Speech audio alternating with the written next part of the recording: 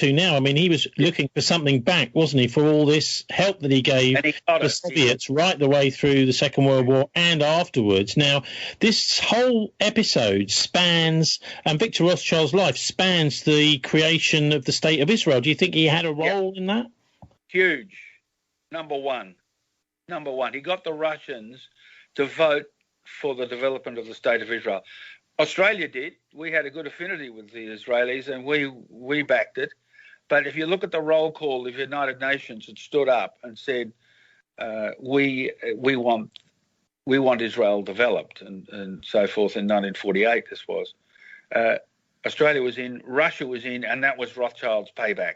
He just told Stalin, you have to do it effectively because we've done so much for you, you do it. And, it was tied up in the anti-Nazi thing. They were able to use all that.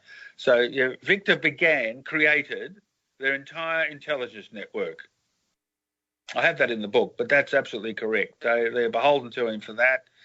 And so didn't they have something called the Haganah before? It was during World War II, and then that was turned into the Mossad. Right. 1948. Well, probably a few years after 1948. Yeah, that they're pretty effective. They've just killed that Iranian, I would say. I don't know, but it looks like they murdered killed two of them now who are developing nuclear weapons. I mean, all the blogs about the Iranians not developing nuclear weapons and the stupid deal that Obama and company did, absolutely ridiculous.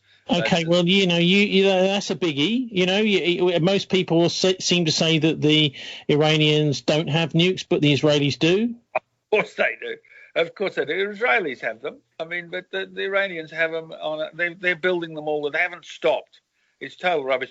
Look, the Mossad wouldn't worry about bumping anyone off if there was nothing happening. But that's beside the point. We're talking about Rothschild. He started that network, intelligence network, and that was part of the deal that he would set that up, and he did, and it's been very effective.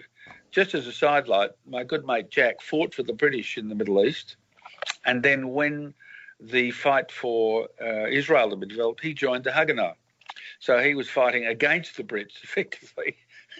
He's no one more British than good old Jack, but he did have the dual operation there. He went over and fought again in the Middle East, this time against the British to help set up the State of Israel.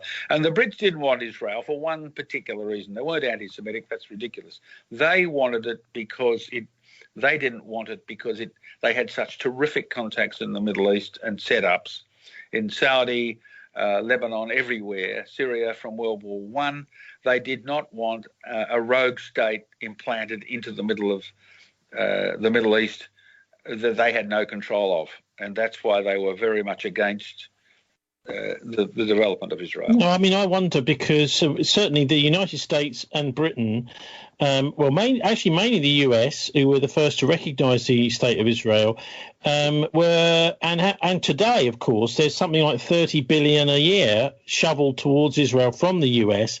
Now, when all this US-Israeli cooperation started, around about the time of the Six-Day War, I think, and it was probably going on before that, but it became massive. Obviously, the Americans came over in the October War in the 70s with loads and loads of military equipment to back up the Israelis.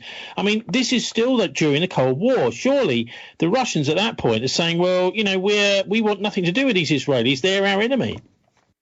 Well, they were easing out of it because Stalin was long dead and his henchmen were long out of it. So they had no reason to support Israel. But don't forget, Rothschild was still there. Victor Nathaniel Mayo would have been saying, we believe the state should be upheld. And he would have been doing that quietly on the side. It wasn't a major event for him after Israel, but he definitely had some influence. But yeah, of course, and the Americans have, because of the very powerful Jewish community, have kept that state running.